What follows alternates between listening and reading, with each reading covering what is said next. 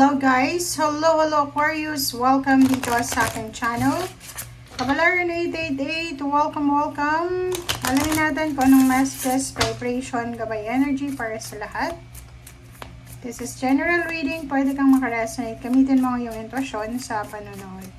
Okay, Aquarius.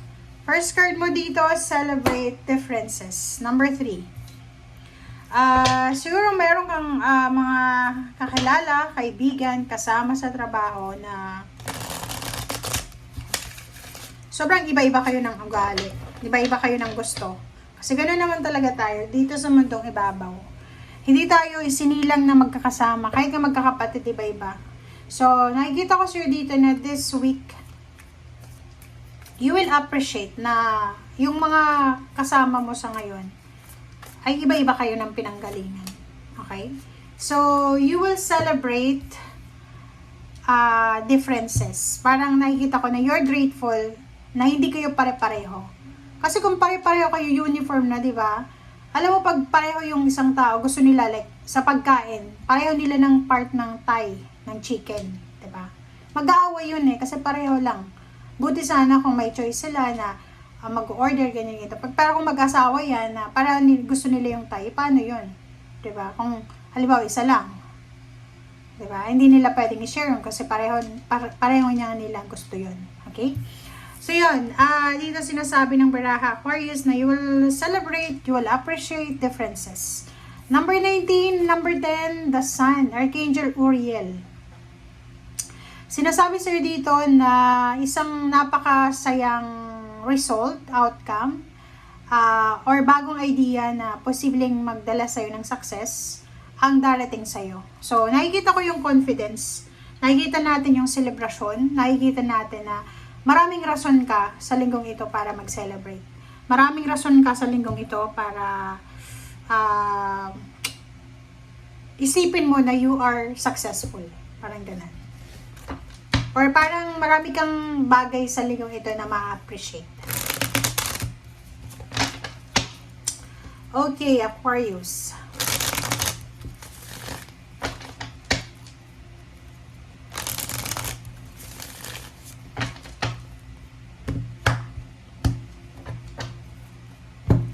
Okay, first card, second card. It's the Hermit and 3 of Wands. So, nakikita ko sa'yo dito na meron kang hinihintay. Paki-comment nga sa comment section if ano itong hinihintay nyo. So, if you're waiting, nasa waiting game ka ngayon, Aquarius, sinasabi ng Baraha sa'yo dito na gamitin mo itong paghihintay mo na to, gamitin mo itong waiting time na to para mahanap mo yung liwanag ba. Diba? Parang sinasabi na gamitin mo yung paghihintay mo para planuhin mo kung ano yung mga susunod mong actions.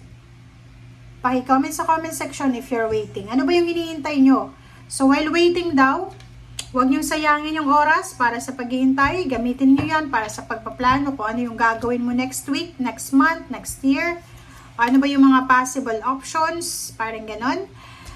Dito sinasabi ng Baraha na may kailangan ka din na ilaban para sa solusyon or answer sa financial problems mo or may physical health problems ka.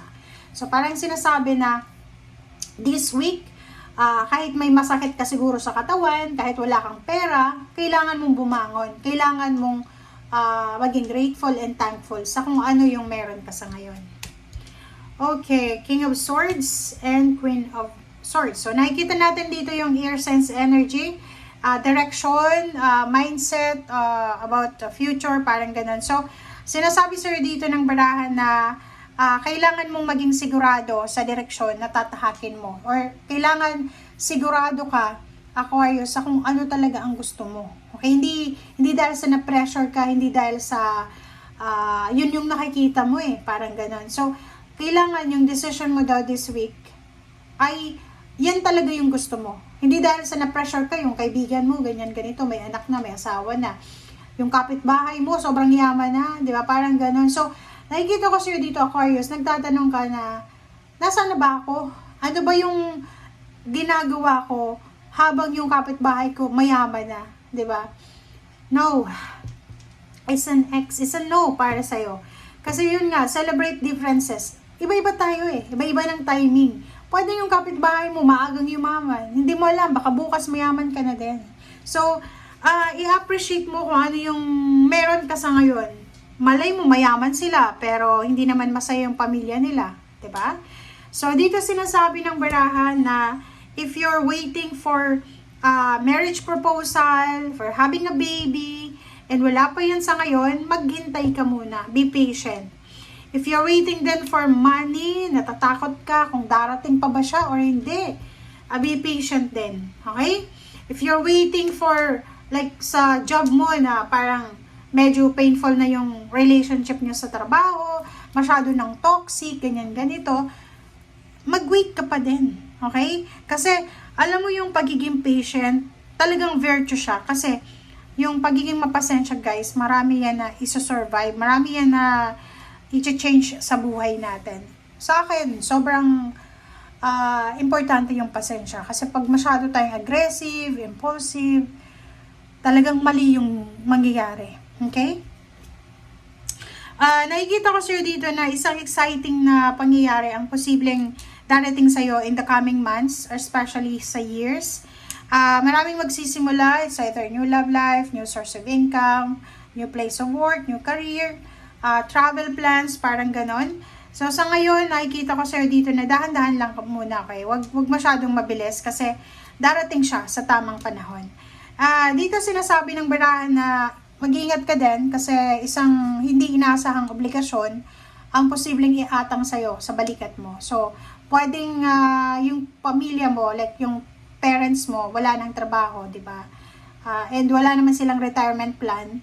Nakikita ko sa'yo, pwedeng ikaw yung magsho-shoulder ng kanilang expenses every day, ng kanilang food, ng kanilang mga bills, parang ganun. So, nakikita ko yun, pwedeng isang napakabilis na pangyayari siya na pwedeng magdala sa'yo ng sobrang obligasyon, parang ganun. So, parang pagkagising mo sa umaga, na-realize mo na lang na ikaw yung breadwinner, na-realize mo na lang na marami ka ng obligasyon na kailangan mong trabahuhin. Okay? Okay. Dito sa barahang to, mag-iingat ka kasi meron kang kadugo, meron kang kapamilya na sobrang traidor. Pwedeng yung kapamilyang yan is medyo naiinggit sa'yo or pwedeng kapatid mo yan, kaibigan, pinsan, kapitbahay. Nakikita ko na naiinggit siya is because happy family ka or pwedeng meron ka nung wala siya. So, ingat-ingat ka sa kanya. Pwede siyang air signs, Gemini, Libra, Aquarius, or same sign mo, Aquarius. Okay? Dito sinasabi ng barahan na posibleng isang mag-ex na naghiwalay sa past, ang posibleng magkakabalikan. And ang pinaka-exciting dito ay posible pa silang ikasal. So, kung ikaw ay may ex, maybe 6 years na kayong hiwalay, 7 years, 3 years, 4 years, may possibilities dito na magkabalikan kayo and may end pa siya or mag-end pa siya sa kasal. Okay? Thank you guys for watching Aquarius. Bye!